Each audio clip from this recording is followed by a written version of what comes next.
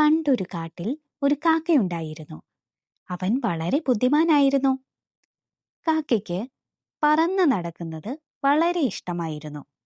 അങ്ങനെ ഒരു ദിവസം അവൻ പറന്ന് പറന്ന് കാട്ടിൽ നിന്നും ഒരു ഗ്രാമത്തിലെത്തി.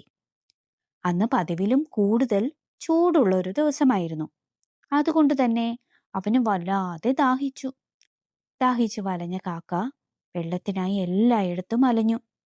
ഒരിടത്തു നിന്നും കാക്കയ്ക്ക് വെള്ളം കിട്ടിയില്ല. അവന് നല്ല ക്ഷീണം തോന്നി. ഒടുവിൽ ഒരു വീടിന്റെ മുറ്റത്ത് ഒരു കുടമിരിക്കുന്നത് കാക്ക കണ്ടു.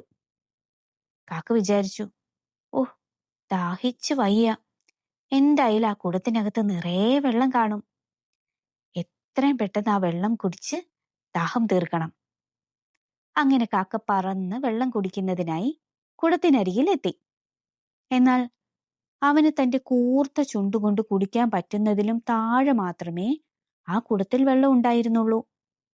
നിറയെ വെള്ളം ഇല്ലാത്തതുകൊണ്ട് കാക്കയ്ക്ക് വെള്ളം കുടിക്കാൻ കഴിഞ്ഞില്ല. അവൻ ആലോചിച്ചു, എന്താണ് ഇനി ചെയ്യുക? എങ്ങനെയാ ഞാൻ ഈ വെള്ളം കുടിക്കുന്നേ? വെള്ളം അന്വേഷിച്ച് ഇപ്പോൾ തന്നെ ഒരുപാട് അലഞ്ഞല്ലോ. ഇനി എന്തു ചെയ്യും? പെട്ടെന്ന് അവനൊരു ബുദ്ധി തോന്നി. അവൻ ഒരു കല്ലെടുത്ത് ആ കുടത്തിലേക്കിട്ടു. കല്ല് കുടത്തിൽ വീണതും കുടത്തിലെ വെള്ളം കുറച്ചുകൂടി ഉയർന്നു വന്നു.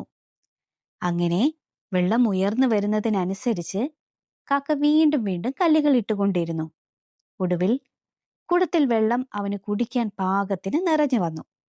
ബുദ്ധിമാനായ ആ കാക്ക അവന് ആവശ്യമുള്ള വെള്ളം മുഴുവൻ കുടിച്ചു. വെള്ളം കുടിച്ച് ദാഹം മാറ്റിയ കാക്ക സന്തോഷത്തോടെ തിരിച്ച് കാട്ടിലേക്ക് പറന്നുപോയി.